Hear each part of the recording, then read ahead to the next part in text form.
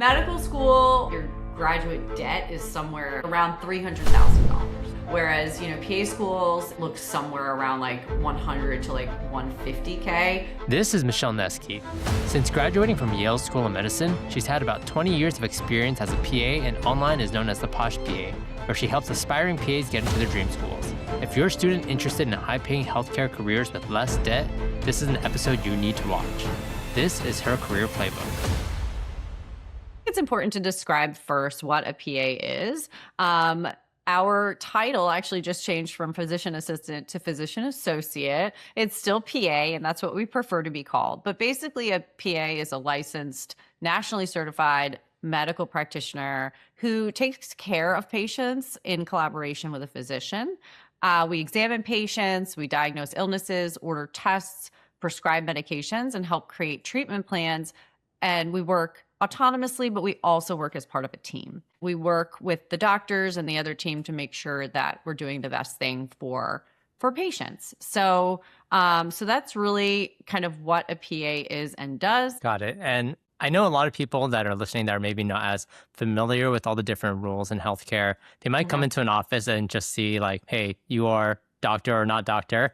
Could you tell us a little bit more about like why the PA role exists? Like how did it even come to be? So the PA profession was started in the late 1960s by a gentleman called Eugene Steed, who recently passed away. But the profession was started because of a physician shortage after the war. And so basically there were not enough physicians and there was really nobody to fill that gap. So what he did was create a program for medics who were in the Army and trained them to be physician assistants. And that's really how the profession came about. Gotcha. And it sounds like depending on which category or which field within medicine you're in, like your day-to-day might look a little bit different. But for you as a PA in oncology, like could you talk to us a bit about your day-to-day and what your responsibilities typically look like on a typical day? Yeah. So I actually work in an outpatient clinic, which means I don't work inside the hospital.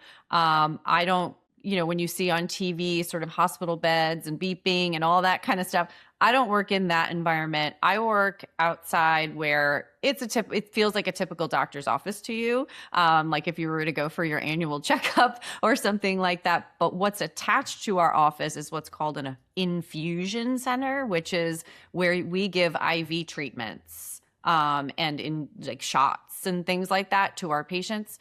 So a typical day for me is I get in around 8:30.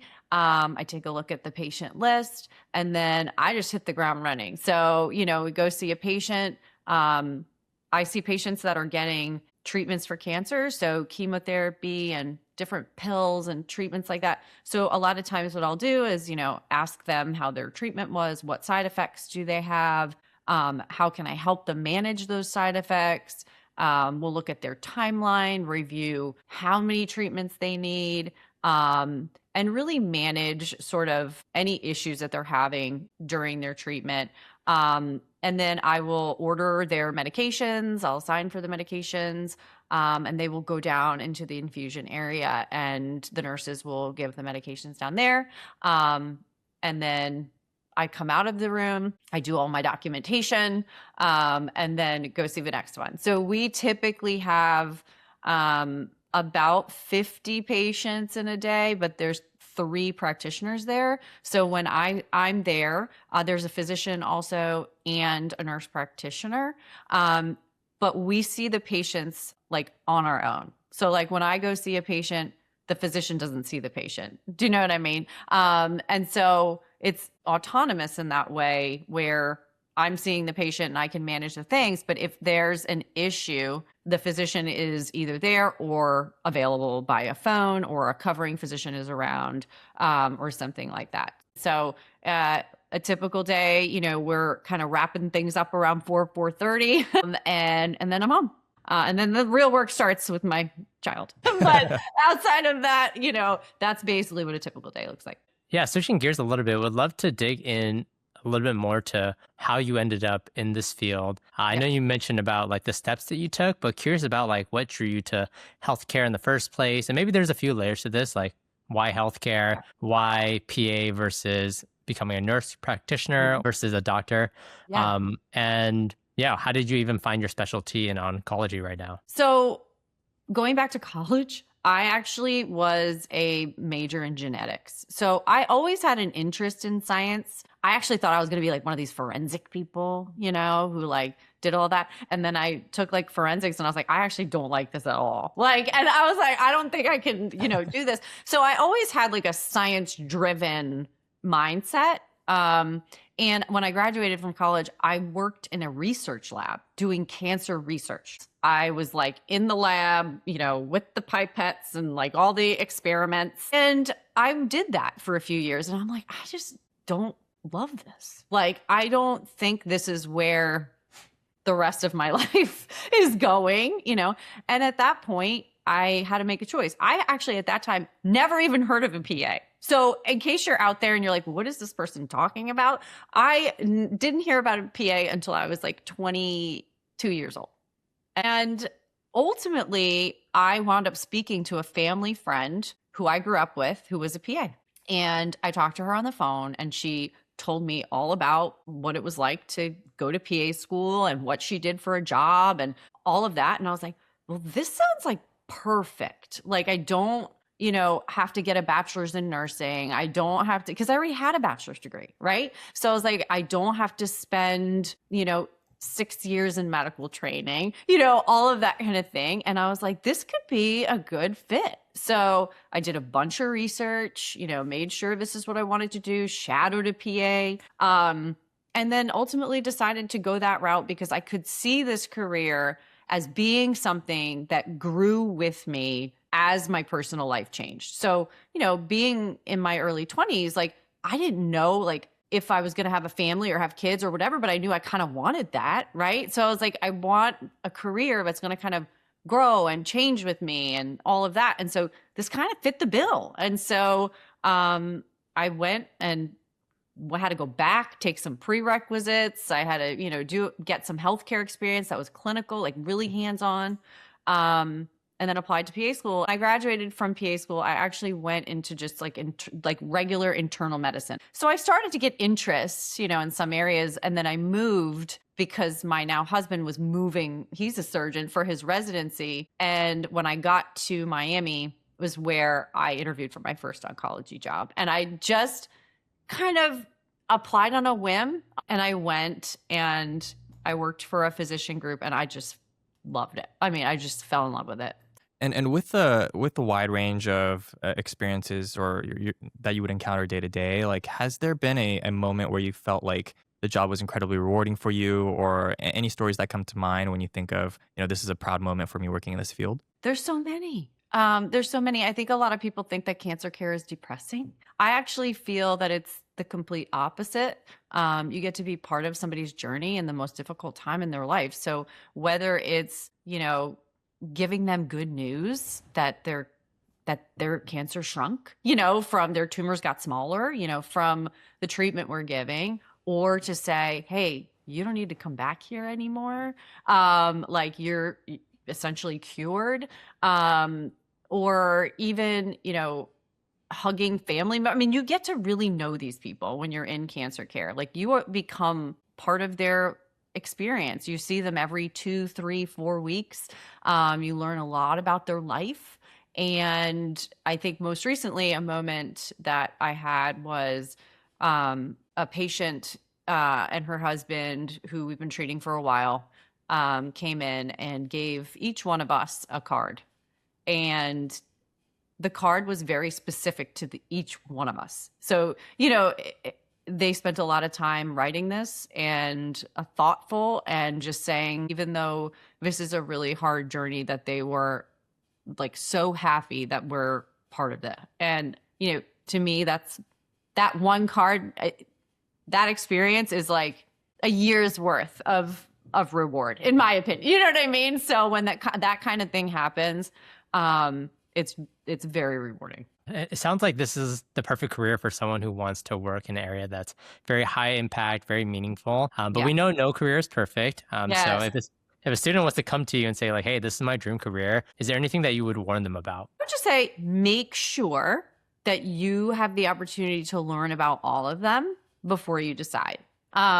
Because PAs and NPs have a very similar role in the clinical setting. The education part is different, but the difference between a physician and a PA is different. It is different. And so, I would tell them, make sure that if you have the opportunity to shadow each one, I would say that. Is there a really easy framework for people who maybe don't have all the time to do super in-depth research on like what differentiates a nurse versus a nurse practitioner versus a PA and a physician? Yeah. So if you are a nurse, you can be a lot of different kinds of nurse, but typically the ones that are registered nurses or RNs, you're going to see them all over the place, hospitals. They're the ones that do a lot of like IVs and give medications and do all that. So if you're in the hospital, a lot of times your nurses are doing that.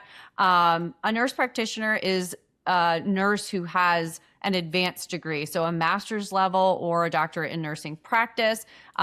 They can prescribe medications, work autonomously, see patients on their own.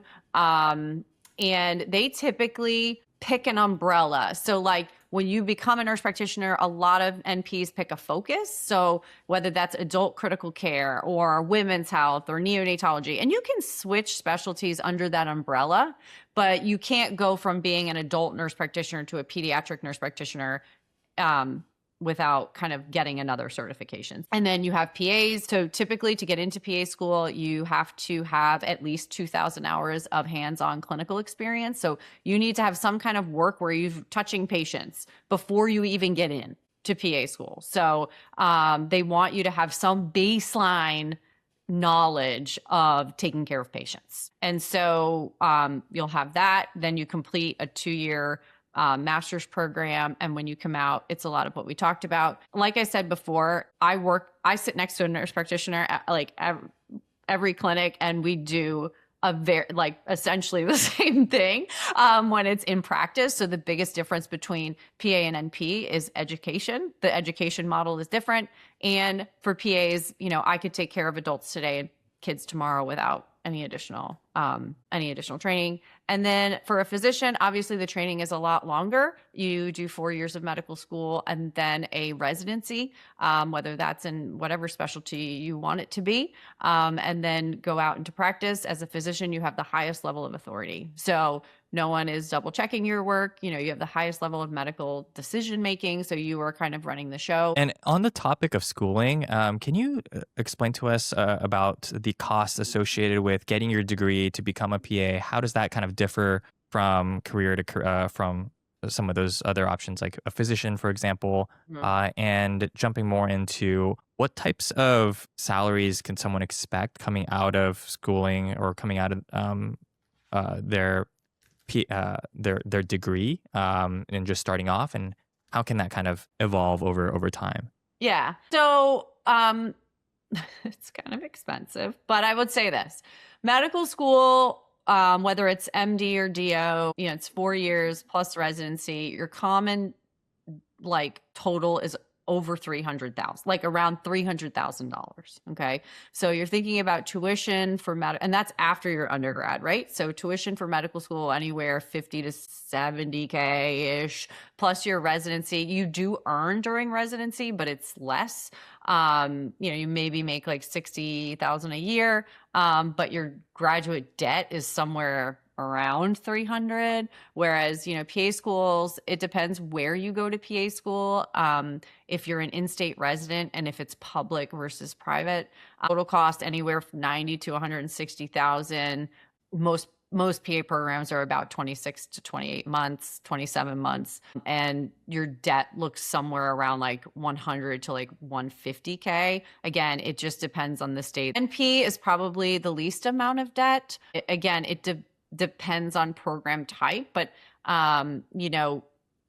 common graduate debt for a nurse practitioner is like 50 to 90. So definitely lower there. However, when you talk about salary, the average PA makes about 120,000. Again, it can be higher or lower depending on where what state you are in, and then what specialty you're in, and what type of practice setting you're in. So if you're like at a hospital that does a lot of teaching versus a private practice, the salary is different too. So, but you can pay back those loans. You are going to be making a good return on investment for really any of those. But that's sort of the breakdown. Well, we know aside from like all of the information that you've given us so far, online you supply a lot of this information and you're Yeah. known as the Posh PA. Correct. And there are a lot of students that probably are coming to you today on how can I become a PA. So Yes. if we were to kind of condense all the information and put into a little short playbook, Yeah. could you give us like the step-by-step on how students should become a PA today? There are two ways you can become a PA. One is when you're graduating high school and going into college, there are like what we call direct entry PA programs. So you basically, in these programs, it's a combination of undergrad and PA school. So they typically have a 3+2 model where you are accepted into this sort of pathway and program, but you do your 3 years of undergrad. And then at the end of your third, you can progress into the PA program and you graduate in 5 years. That's a really good option, right? It also condenses your debt, a little bit as well. But the most common way people become PAs is they go to college and then they decide they want to go to PA school. So here's what I would do if I was a college student. The very first thing is your GPA is absolutely paramount. Your average accepted GPA is a 3.5 to a 3.6. So you want your GPA to be strong. And that includes in your science classes, right? So I want you to get into college. I want you to pick a major that you like. You don't have to be biology. You don't have to do, you don't have to do that. Pick a major that you like that's going to allow you to get the courses that PA schools need. And if you are in a major you like, you'll do better. So that's number one. The second thing is you have to start getting that direct patient experience. So start getting some hours, even if it's on the weekends or per diem, because you want about 2,000-ish before you apply. The third thing I would do is go shadow some PAs, find some PAs that will take you and you can really see what a PA does day to day. And that will really give you a good idea of how this role works. And lastly, you definitely want to have some community service on your resume. It doesn't have to be medical, any type of community service. Those are the core things you really need to be able to apply to PA school and be successful. Everything else just makes your application look even better. So the extracurriculars, leadership, and all of that. Michele, one last question that we have for you is for any student that's out there that's struggling to find something that they feel passionate about or committing to a specific career path, do you have any advice for them or maybe an anecdote from your personal decision making over the years as you went about this? So go see what it's like. Like literally the best way you can make a decision about a career is going to watch somebody do it. Like you need to know what is actually happening day to day. What you can read online is great. And you may be like, oh, that sounds pretty cool. But you might get there and be like, this is not for me. Right. So really taking the opportunity to ask somebody if you can go shadow them for a day, go spend some time in their office, go spend some time, watching. I did that for a job.